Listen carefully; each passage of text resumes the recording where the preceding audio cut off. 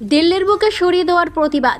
এবার দুর্গাপুরের রাস্তায় আন্দোলনে সারমেয়রাই। দুর্গাপুরের প্ল্যাকার্ড নিয়ে আন্দোলনে ওরা।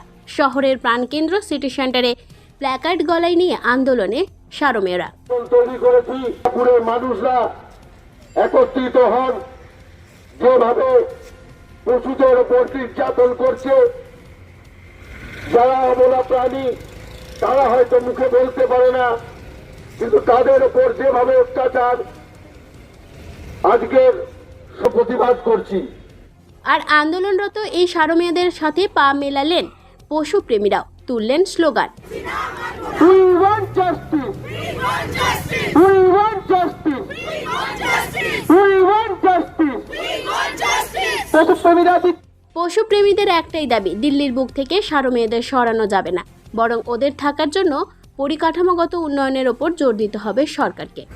না, আমরা সুপ্রিম কোর্টের রায় মানছি না। তার কারণ হলো সুপ্রিম কোর্ট পুরোপুরি আমাদের পশুদের বিরুদ্ধে রায় দিয়েছে, এবং যে রায়টা দিয়েছে সেটা মানার মতো নয়। যে রায়টা দিয়েছে যে 3 লক্ষ বা 10 লক্ষ যেরকম একটা হিসেব দিচ্ছে, সেই কুকুরকে ডগ পাউন্ডে ঢুকিয়ে দেওয়া হবে। কিন্তু আমাদের তো তার পরিকাঠামোই নেই। আমরা যতদূর জানি দিল্লিতে কোনো ডগ রাখার ক্রেজই নেই সেরকমভাবে। 3 লক্ষ আর 10 লক্ষ, পাশের পাড়ার কুকুর একটা পাশের পাড়ার সঙ্গে থাকতে পারে না।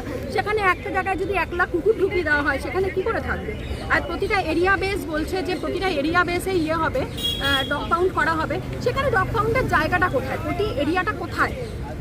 ইভেন যদি কুকুর তুলতে হয়, তার জন্য একটা বিশেষ পরিকাঠামোর দরকার, সেটার জন্য টাইম দরকার, সময় দরকার, তার জন্য পর্যাপ্ত পরিমাণে টাকার প্রয়োজন আছে।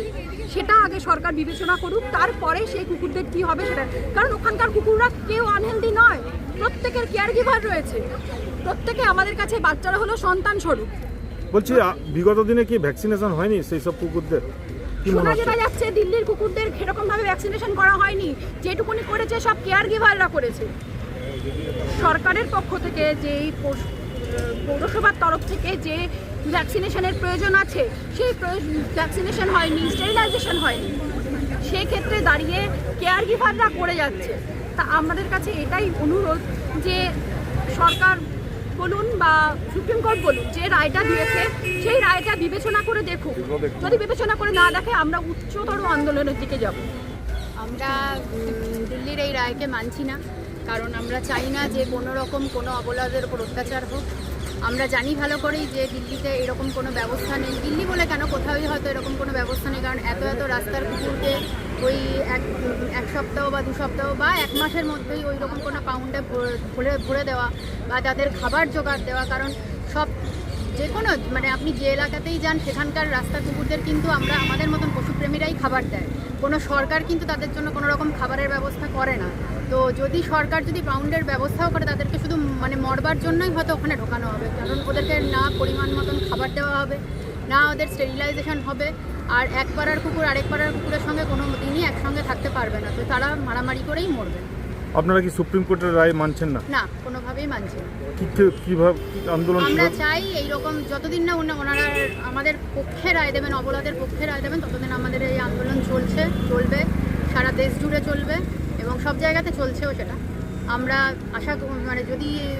আশা রাখছি যে আমাদের পক্ষেই রায় হবে, অবলাদের পক্ষেই রায় হবে। যদি না হয় তাহলে আমরা দিল্লি পর্যন্ত যেতে রাজি আছি। দাবি না মিটলে দিল্লি পর্যন্ত তারা যাবেন, রাস্তায় নামবেন দিল্লিতেও। কিন্তু কোনোভাবেই সারমেয়দের স্বার্থ ক্ষুণ্ণ হতে দেবেন না তারা, হুঁশিয়ারি পশুপ্রেমীদের। দুর্গাপুর থেকে অনুরাধা সেনগুপ্তর রিপোর্ট, খাঁটি খবর।